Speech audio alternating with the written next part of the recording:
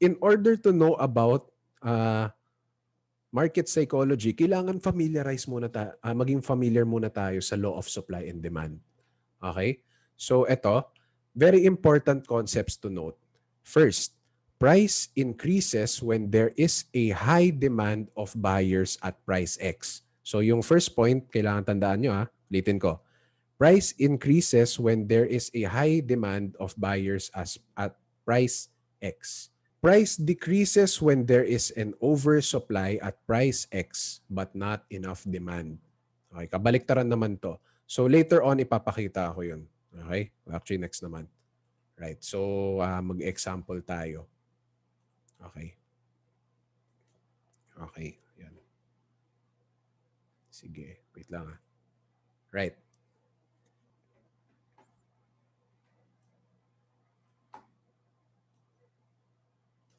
Right.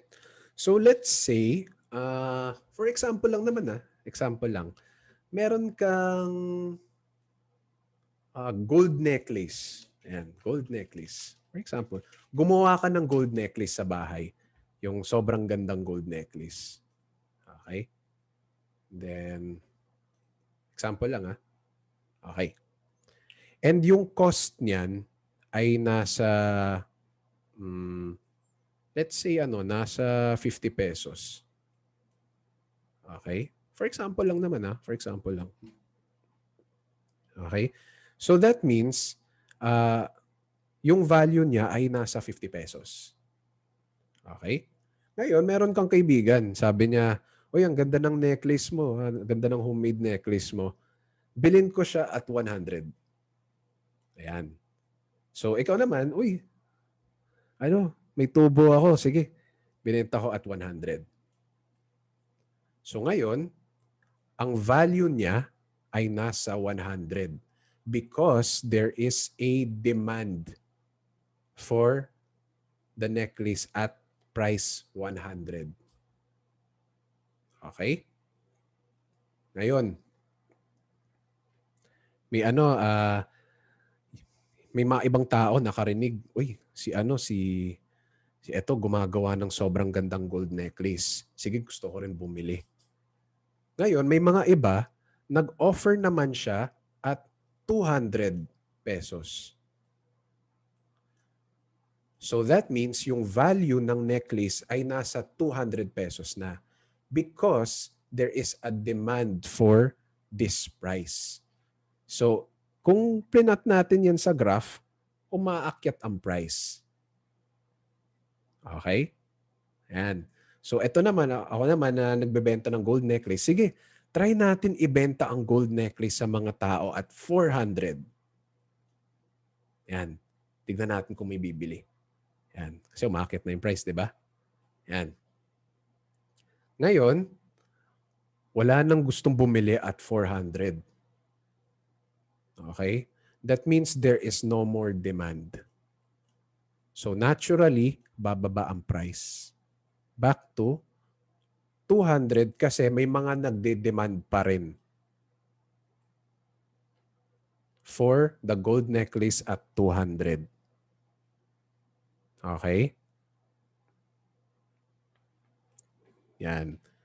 Ngayon, paano kung wala nang gustong bumili ng necklace at 200 kasi laos na? E di, bababa ulit ang price to 100. Yan. Kasi wala nang demand at 200. Pumunta na sa 100 yung demand. That is how price goes up and down. So, let's say employ din natin yan sa Forex. For example, Euro USD o EU. Itong mga levels na to, let's just name them as level 1, 2, 3, and 4. Okay? Asensya na pangit yung drawing ko. Okay? So, ganito yun. We start at level 1 and then aakyat lang si price if there is a demand for more euro at level 2. Paano to pupunta sa level 3? Kung may demand for euro at level 3. Paano pupunta sa level 4? Kung may demand at level 4. Oh, meron bang 5? Akit ba to sa 5? Oh, pwede kung may demand at level 5. Kung wala nang demand dito at level 5, bababa na to. Okay? Bababa na ang price. Naturally, kung kinompare natin sa gold necklace na example natin, it makes sense kasi nakadepende ang growth ng or yung appreciation ng isang currency doon sa demand. And that's why very important yung law of supply and demand. Yung supply naman, wala naman tayong problema dyan kasi hindi naman talaga nauubusan ng supply ng currency like Euro, USD. Ang tanong lang is, meron bang demand? Yan yung important. So that's why kailangan natin bantayan kung may demand for Euro, kung may demand for GBP, yan. May demand for USD. Okay? Yan. So, meron tayong tinatawag na imbalance in a currency pair's price. If price declines when there is no more demand for higher prices. So ito yung inexplain ko kanina. Okay? Paakit ng price kasi there is a demand for higher prices. Tapos nagfo-fall lang siya, price declines when there is no more demand for higher prices. In other words, kung tinagalog natin, wala nang gustong bumili nito na mas mahal. And that's why kailangan mafo-force yung price bumaba para may bibili pa. Okay? So price increases when there is a demand for certain prices. So yun, medyo nakabulol to. Pero it just means na aakyat ang price at price X kung may nagde-demand for it. Okay? Like yung example kanina. Okay? And that is why very important yung concept nito. Buy low, sell high. Yan. Especially dito sa Forex. Kasi alam naman natin kahit umaakyat ang price ng isang commodity or currency for example, hindi naman parating magkakaroon ng demand for higher prices. And that's why bababa siya. And once yung price ay umabot sa isang cheap price wherein magkakaroon ng demand, doon tayo pwede mag-buy. And then vice versa lang doon sa sell. Kabaliktaran lang yung galaw. Okay? So ganyan yung market psychology. It's basically just supply and demand. Ang quest natin as retail traders is to understand saan yung mga levels na may demand. Okay?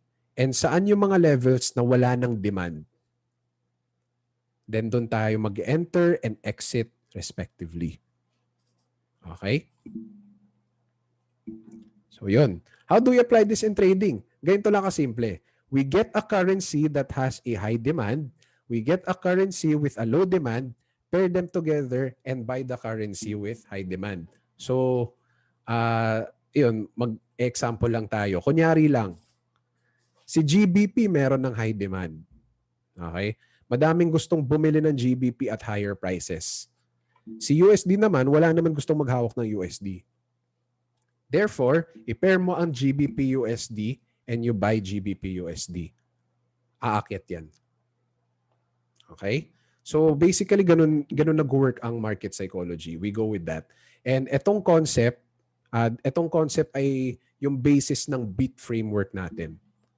Okay?